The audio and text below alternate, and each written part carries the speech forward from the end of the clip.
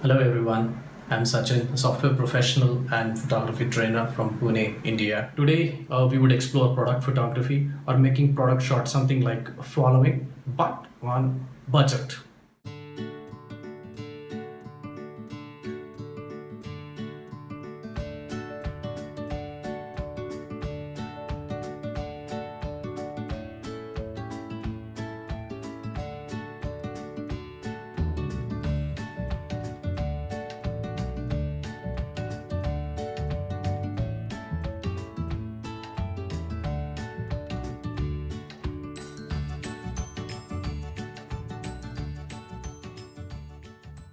Okay, let me take you to my studio having state-of-the-art facilities and equipment, which also happens to be my kitchen. Just kidding, guys, it's just my kitchen and I'm gonna use. I honestly do not own or have any studio. Today we're gonna just use my kitchen space. In fact, the white wall behind me is where we're gonna do all the shoots, which is gonna keep it all in budget. Almost every one of us have got white wall, or probably you can just use a board to create a white wall. So starting with camera, I'm using Nikon D810. However, any camera which provides you control over shutter speed, aperture and ISO should be able to do it. Also, the lens which I'm using is just a basic minimal lens. It's just 50mm lens. But however, you can do it with any kit lens also, something like 1855mm or 55-200mm. So so you don't really need any specialized lens for it. I happen to use it on the tripod because as I'm doing it, I'm also shooting it, so I need my hands free. Otherwise, I could have taken these photos handheld. Also, this is just a stool. Yeah, you can use pretty much any platform. It could be even a table, and then some white sheets. For product shoot, it could be a very complex lighting arrangement you can make, and it could cost you a lot of dollars or a lot of money in terms of if you really want to own it. However, today, as I said, it's going to be all budget. Only thing I'm using is an external flash, which is a pretty cheap flash. For me, it's a Yongnuo, which probably in United States would cost you somewhere around $70-80 for the new one, and some $30-40 cheap, for the old ones. And in Indian market, somewhere around 5-6,000 for new and 2-3,000 for the old one. You might even get a better deal than that. So I have a choice to use radio triggers like these. So this one goes on my camera and it talks to the flash. This is an external flash.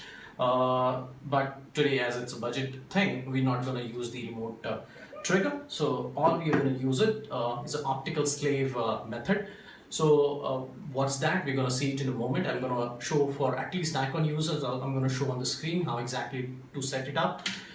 Pretty much most of the cameras, or at least the basic DSLRs, entry-level DSLRs, has got this pop-up flash, which I'm just showing here. So while buying the flash, only thing you have to ensure is it should have an optical receiver like this one, this red chip on front of your flash. What it does, it sends the pulse from this pop-up flash and it fires. We'll start with this small pen drive, and then we will change the object as we go. The setup will remain pretty much the same, and now let us see how to build this up. So all I have some white sheets. So I'm using a stool right next to the wall. So I'm trying to create a background which, if the camera goes in this direction, the paper would appear like a seamless paper, or which paper doesn't have a definitive edge. So now I'm going to use, on top of that, I'm going to use 2 more paper sheets, which I'm going to fold on both the sides like these, so that it forms structure like that, so that it can stand on its own, something like this one. Second one goes on other side. So if I want to show you something from the back of the camera, this is how it's going to look like. And now let me give you a top view. So it's standing like these on these 2 sheets. And now to light it up, I do have one flash going from the top, and this optical sensor, which is this one, okay, is actually facing towards the pop-up flash on my camera, so that if the pulse fire from here, it will go and hit this optical sensor and it will fire down on the object down below. So what essentially happening here is, though I'm having just one light, it's mimicking two more lights here, so it's gonna fall on this object, it's gonna bounce in all direction, like on the right, on the left, and from the back. So it will mimic two more lights, like these two shades are mimicking two more lights. Let me quickly tell you the setup required for firing your flash in a commander mode so that it works in an optical slave way. So quickly go to the menu, and at least for Nikon users can follow me, and then come to custom settings menu, and here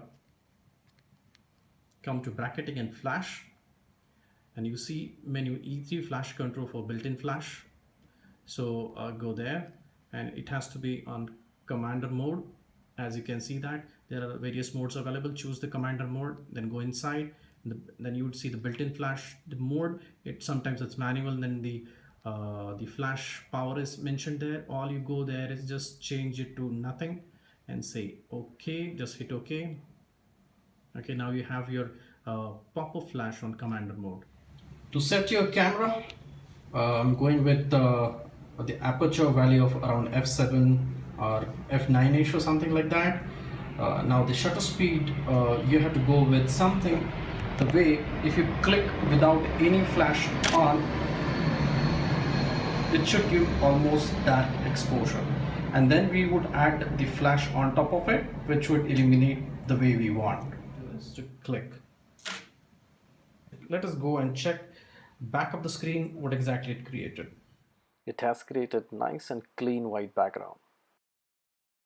Now as you saw back of the screen, the image is pretty much ready. All you have to pull it in some basic editing software just to crop the images as we wanted.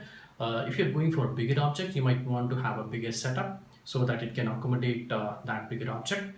Once the settings are done, you don't really need to change anything. All you do is they change the object, take a shot. If you didn't know how to do product photography, there you have it. Now that you know how to make these photos with clean white background, go ahead, try it out. I'm sure you're gonna enjoy it. Happy clicking.